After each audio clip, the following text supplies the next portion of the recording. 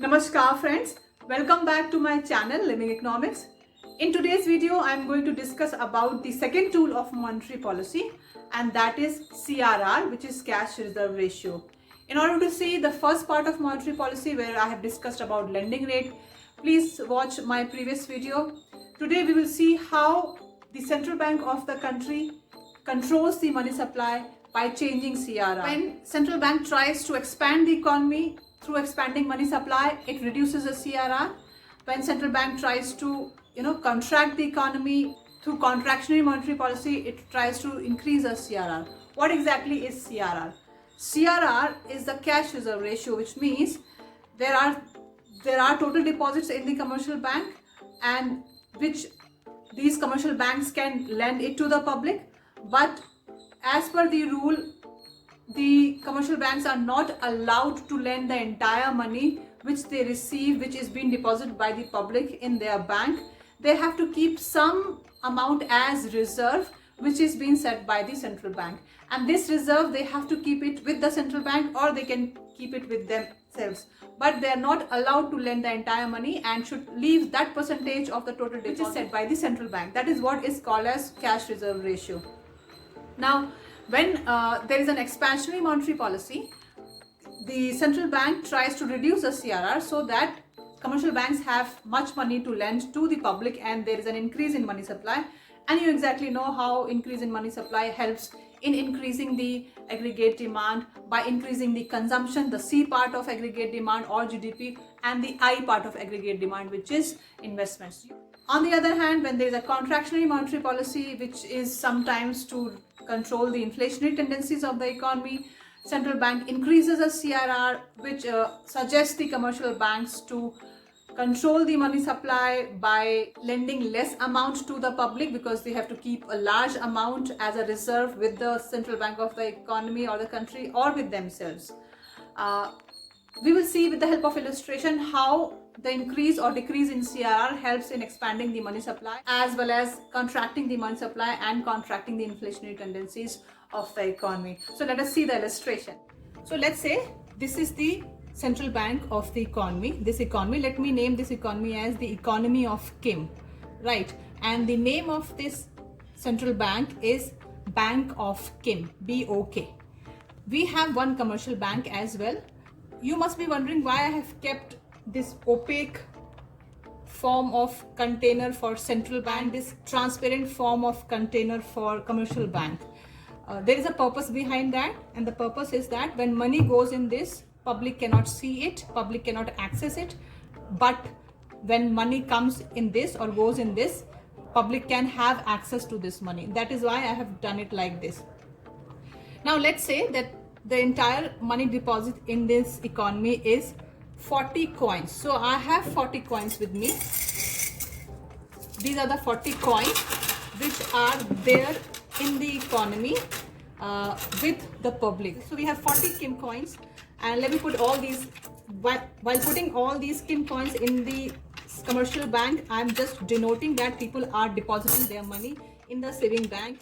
There are people who would want to borrow money from banks. So what commercial banks do, they lend this deposit to the other people on some interest rate which is being offered by the commercial bank. Let's assume that if CRR is 10%, that means whatever is the total deposit in the commercial bank, 10% of that deposit must be kept as a reserve in the central bank of Kim, or maybe with themselves if they want to, but they can't give that 10% of the total deposit to the public as a loan. Now, initially assume that if there are 10% CRR set by the central bank, then out of 40 coins, 4 coins should be kept as a reserve in the central bank. Now, you can't see these coins, but you can see these coins. Now, these coins can be lent to public by the commercial bank. Now, if I as the governor of central bank want to reduce this money supply pursuing the contractionary monetary policy, I will increase the CRR from, let's say, 10% to 20%. If I increase the CRR from 10% to 20%, then bank cannot lend the entire money apart from that 4 coins which it has kept in the bank of Kim. it has to take away 4 coins from the deposits and should keep it in the central bank again. Now there are 4 lesser coins in the economy. Money supply is less by 8 coins. Now, if central bank tries to increase the CRR by 10 more percent, so let's say now CRR is 30%, then out of 40 coins, which is the total deposit of the commercial bank, it has to take away 30% of the total deposit. We have already kept 20% inside, which is 8 coins. Now I'll be taking 4 more coins away from the economy, and you can see the money supply is reducing in the economy. People will have less money, less chasing of the goods and services. Demand, aggregate demand will be lesser, and there will be little controlled inflation in short run. On the contrary, if central bank tries to pursue expansionary monetary policy, because it sees there are the contractionary phase of the economy of kin, and there should be more economic activity by increasing the consumption or investment of the economy. Let's say central bank reduces the CRR from 30% to just 5%. Now what will be 5% of 40 coins? 5% of 40 coins will be 2 coins only. That means commercial bank can take 10 coins from the central bank to lend it to the public.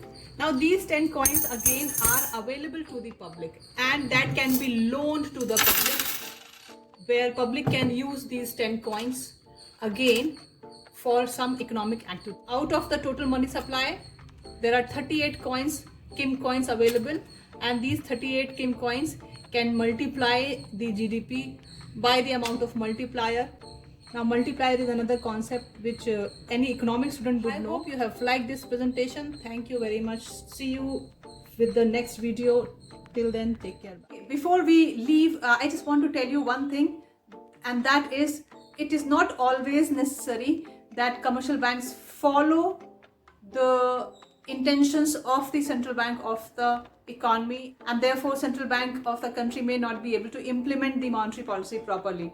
For example, let's say that the central bank tries to expand the money supply by reducing the CRR from maybe 30% to 10%, but the commercial banks are not acting upon this, and they are letting CRR to be reserved as 30%, there will not be an increase in the money supply. So to know more about monetary policy and follow up with the third tool of monetary policy, that is open market operation, please keep following the channel for my next video. Till then, take care. Bye.